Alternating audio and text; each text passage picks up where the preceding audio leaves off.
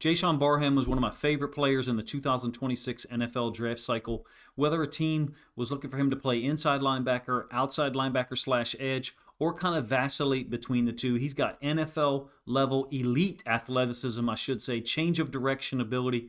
And one thing that showed up in the Michigan film and will continue to be displayed here, he's a violent football player and he understands how to take on blocks and create leverage in a way that helps himself and helps his teammates. Now, this first play, bear with me a little bit here. He's not involved with it necessarily at all, but I want to show some of the, in my opinion, discipline and technical skill that he has. He's moving between Will and Mike linebacker. So I'm going to show some of that information as these plays go through. This is on the first possession. It's an 11 personnel group, wide receiver, going in motion. So there's the threat of this insert style block through the B gap. I'm talking about this tackle stepping to James Houston the fourth, and then that wide receiver leading up in through the B gap. So Barham and 50 are set up as, in my opinion, the Mike 50, the Will Barham 55, and they're playing this back to the unblocked safety and corner. Why do I bring this up? The fact that he's playing Mike and Will, number one. Number two,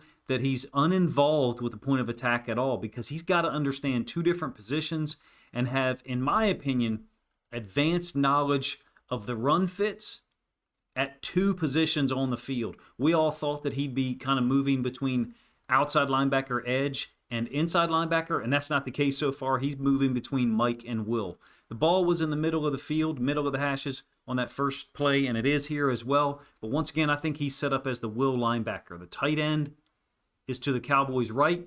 In addition, a second potential tight end. I'm not sure if that guy is a tight end or not. And then a wide receiver. Barham is set up opposite. In any case, this is an amazing example of his explosion, his ability to play through people or around them, and then carve his way back, orient back to the ball carrier. In this case, the running back. Watch how he reduces the surface contact area by dipping underneath the right guard. In a couple of these reps, this is almost one of them, the right guard might as well just be a bag. I mean, just a bag that the coaching staff or some coach is holding to simulate part of a drill. Now, it should be said, as far as the speed of his reaction here, that these two D tackles are slanting. So it's possible that you've got a predetermined stunt here by Barham. Stunt is what you do to try to stop a run play. Blitz is what you try to do to stop or attack the quarterback on a pass play. I'm going to give you the all-22 angle of this one.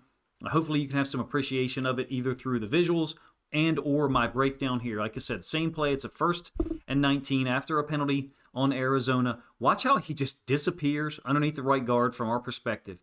And then he's able to play through that contact, grab the running back. It's not just grabbing the running back with his right arm, almost a clothesline. Watch how he torques his body. Keep in mind, the right guard is making some contact with him right now. He's got his right arm, essentially a stop sign on the running back, and then torques clockwise, and now has his left arm on the running back as well. This is a beautiful example of how I think he has not just insane athletic ability and explosion, but also understanding of what to do on each particular snap, whether he's playing Mike or Will. He's going to be playing Will backer here, set into the boundary. This is a 3rd and 13. It's going to be an interception by Siobhan Revel down here at the bottom side of the screen. I like how Jaishawn Barham is pushing out to the curl flat, but doing so with respect to the down and distance. Now, he actually does make contact with the X receiver here, and that's part of the reason why Revel is able to break on this so easy. Well, Revel could break on it himself, but I'm talking about he will break the posture. Jaishawn Barham will break the posture of this X receiver. As an aside, like I said, he's the Will linebacker right now. That typically means you're going to end up playing a lot of man on the running back into the boundary. 50 is set up as the Mike. They actually kind of switched those two or alternated them at times. I couldn't necessarily figure out why. I have my suspicions. One of the things that I thought I projected as far as his draft stock was that coverage could be an issue because he spent so much time as an edge defender and an inside linebacker at Michigan. How could you work in so much time, right, to actually be able to cover it in man or zone? He looks really good. His drop here, granted, it's a pass play on 3rd and 13. Like I said, I think he makes contact with the X receiver here and trips that guy. It's a cover 3 buzz, so you've got 4 underneath droppers, of which Barham is the guy who's closest to us, but buzz means you've got a too high. Let me get rid of that line there. Sorry about that. Buzz means you've got a too high safety structure. In this case, these two safeties here, one of them is going to buzz down to the hook, essentially a hash, and the other one is going to grab the middle of the field as the free safety. It's a cover 3 buzz, is what most people call it. Some people call it an insert. In any case, Minshew throws it, like I said, down here to the bottom side. It's a really great read by Revel. That wide receiver falls down as a result of the contact between him and Barham.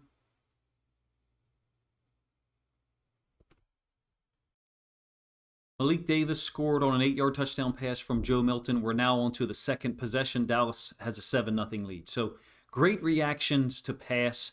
And I'm not going to say that it's surprising to me, but I didn't feel like I saw this level of refinement in his pass drop skills while at Michigan. I'm going to show this one multiple times from the All-22 and then the end zone angle. What I really love is he uses every bit of time that he has access to during the course of a play. In addition, he uses everything that he can to his advantage. In this case, I'm talking about his eyes. He will oftentimes, A, read the quarterback, and then B, just look for the routes that are emanating from the side where the quarterback is looking. That's common sense, right? And you can see Gardner Minshew is getting ready to pull the pin on the grenade, and that's what Barham identifies the route. Should I sit here? Is the route coming to me? Or is the route out there, further away, and I need to start to break? And he looks back at Gardner Minshew to confirm that the ball was thrown. Again, he's now the Mike linebacker. So when the ball is on the hash at the NFL level, especially against 11 personnel, which is what I believe you've got here, a tight end, perhaps that's a second tight end, but I don't believe so. In which case, you could maybe perhaps throw away those designations that I just put on the screen, but the Mike is almost always set to the field and the will to the boundary. This looks like cover 1 or man free. But you got some interesting reactions to the running back here by the will linebacker 50 and the boundary side safety. The boundary side safety is going to spin down. I think you got man up to the top, even though it's off-looking coverage. And so Barham can just read the quarterback. Basically, Barham is not responsible for anyone in man here. He doesn't have a man coverage responsibility. So with his athleticism, his burst, and his willingness and capability of using his eyes after confirming that that's where the quarterback was looking, he's got great range. Now, granted, this does go down as a 6-yard gain. 45, could be a tight end, could be technically designated as a wide receiver. I'm not sure. I'm just giving you the end zone angle here so that you can see where Barham is looking and perhaps why. Again, some questions about this coverage from a Cowboys standpoint. Neither 50 nor 32 expand with this running back. 32 kind of drops down, almost a sky look, if you will. But getting back to Minshew and Barham, Minshew's looking off screen to our left. And there you go. Barham is eyeing the route, recognizing that he's got to go make a tackle. And he's got all the athleticism that you would want for an inside linebacker, an outside linebacker / edge, or maybe even a safety. One of the things to me that separates good, very good, and even great inside linebackers from those that are just average or not even, reliable is the ability to recognize when you're going to make the tackle and when you need to play it back to someone else. I love how Barham takes on blocks. This is either 21 or 12 personnel, depending on what 45 and 47 are. I don't pretend to have, extreme knowledge of Arizona's roster. It should also be mentioned what Sam Williams does to one of these guys. Completely sets this back. And I don't want to draw too much of a comparison between Barham's reaction and 50. Because one of them, Barham, is the front side guy. Front side means you are to the side where the running back is flowing. And the other guy, 50, he's backside. So don't draw too many conclusions about this violent-ass collision between Barham and one of the guards. He's the kind of guy, if you ask me, whereby early in the first quarter, you as an offensive lineman have understood, okay, if I look up and I know I've got a run concept to my side, that guy is a heat-seeking missile. He's going to close space, get his pads underneath my pads, take possibly his forehead, and put it into my chin. I'm going to have to earn the ability to generate yards for my running back. This is the same play from the end zone angle. This is the matchup I'm talking about. I have no idea who Arizona has on the offensive line here. I'm talking about Jaishawn Barham and what he does. He plays the game the right way. The athleticism speed, burst, closing speed, all of that is necessary to some degree to play at the NFL level at any position. He has it in spades for an inside linebacker, but he's also got, I think, high-level intelligence, and that probably doesn't get enough credit or enough discussion as far as Jaishawn Barham goes. Keep in mind, he played a lot of edge, a lot of inside linebacker at Michigan, and he knows now, okay, the guard is up to me. That's not a free release, but it's close to it. The guard just, got a little bit of his inside arm down to help out the center. And so Barham is just going to say, all right, I'm going to take you on, and I'm not going to pick a side and go here or pick a side and go here. I'm going to run right through your face mask and not leave a running lane at all. You can see what develops, possibly a backside lane. 50 is there to redirect as well as the nose tackle. That play to me that's the kind of thing, at least in my opinion, that I see early in the game. I say, all right, that guy knows how to play inside linebacker because he understands I'm not going to make the tackle in this case, but I'm going to make the play.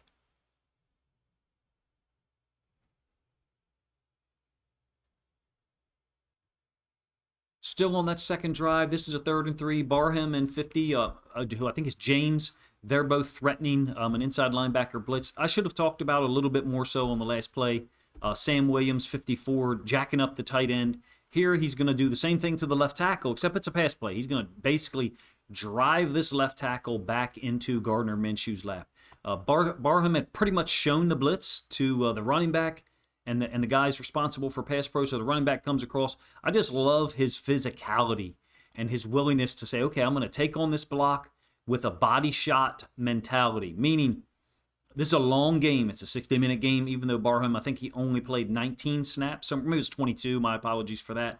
But I'm going to attack you the first time I see you so that the next time you're assigned to block me, you know the type of guy you're going up against. He is a throwback, in my opinion, as far as the level of violence that he brings to block destruction, whether it's a run concept like I showed you on the previous play or this one where the running back is stepping to him in pass pro. Looks like an 11 personnel group to me for Arizona. We're into, by the way, the third possession now. It's a 1st and 10. You do get this little short motion by a slot receiver, which oftentimes is an indicator or precursor to insert run concept. And that's exactly what happens here. This is a ludicrous read by Jaishawn Barham, if it is in fact a read. The defensive tackles are slanting, so it almost kind of looks like another stunt where they're opening things up for him. No one is that fast, right? No one is that quick with their reads. Be that as it may, it doesn't matter. He makes an unbelievable play. Look at how quickly he has attacked towards the line of scrimmage, and then the play he makes, not just the tackle, watch him turn the corner after ripping him. He's going full speed ahead before the ball is snapped, engages the right guard with a rip. Like I said, the right guard might as well just be a bag here, and then turns the corner 90-degree angle almost, maybe a little bit of rounding, to tackle the running back. I think it's Hall. I'm going to give you the end zone angle of this one. I just think some of these plays from early in this game against Arizona just tell you this is a potential star in the making, in my opinion. They've got a lot of edge defenders there in Dallas. I'm a big fan of James Houston IV, have been since his breakout in 2022 with Detroit. Played well 2025 in Dallas. I'm glad to see that he's still there and hopefully getting a lot of opportunities. But I'd like to see Barham moved around to see the extent. How much can he handle from a processing standpoint? Maybe they've already come out, the coaching staff, front office, and said he's an inside linebacker and he's only an inside linebacker. I don't know. I don't pay attention to Dallas news. Don't have the time to. I will pay attention to Jaishawn Barham because, again, he was one of my favorite guys in the draft because of plays like this one. Like I said, this is the same play from the end zone angle, slanting the defensive tackles. So you do have the right tackle stepping out to the edge defender. All right, the slot receiver that I talked about stepping in to go block the nickel DB, and then Barham blitzing. So he's just trying to close that gap. In this case, deftly steps around the right guard, rips nonchalantly, cuts down Hall for a gain of 1. It's a ridiculous snap. This will be the last play that I talk about. There's nothing revolutionary nor athletic or athletic necessarily demonstrated here. I like the technical skills that Barham has at 2 different spots. 11 personnel, ball on the hash, You're going to have the will into the boundary. So he's vacillating between those two positions. I don't know what has been said about him in the media or how many questions has been asked about that. I think that's pretty notable. Once again, you have Gardner Minshew's eyes looking somewhere, and then Barham's helmet or face mask turning immediately thereafter. He's trying to pick up routes. But before that, he's checking or recognizing the running back. And that's the point. If you're playing Mike, you don't have to do that because you're not responsible for the running back. If you're playing Will, you do, or at least in a lot of coverages you do. Minshew doesn't throw the football. Barham ends up kind of tracking him, if you will, forcing him out of bounds. I think he may or may not get credit for the tackle. I don't really care about the play here. It's just, to me, that you have a guy with supreme athleticism, very gifted on that field, on an NFL field, right, where you have the best of the best from a strength, speed, and power standpoint. And at the same time, Barham, in my opinion, has high-level technical skills, understanding, and awareness of the position. Now, look, I'm obviously biased because I was a huge fan of Jaishawn Barham's in college. I can think of at least 10 other people that I know that analyze the draft and try to seriously approach it like I do, and wanted Jaishawn Barham for their team. He ended up being a third-round pick. I believe pick number 92. Perhaps it was 90, 91, but 92 is sticking in my brain. And I think that's going to turn out well. It's going to turn out to look even better as the weeks, games, and years progress. Jaishawn Barham could move to an edge defender position in 1 week and be able to make impact plays. He's certainly doing so as an inside linebacker right now. Small sample size, I know. If you guys enjoyed this video, please let me know in the comments section. This is one of my favorite ones to do. I intend to focus on rookies for a portion of this season, typically midweek, after I've broken down Ravens, Lions, and maybe even some Seahawks film. So this is one of a number of rookie videos that you'll see coming out this year. If you enjoyed it, please let me know in the comments section, number one. Finally, if you think other fans of Jaishawn Barham, be they from Michigan, Dallas, or maybe even Maryland, which is where I'm from and where he is too, then please consider grabbing a link to this video, sharing it out on social media so that this content can get more reach. Appreciate you guys' time.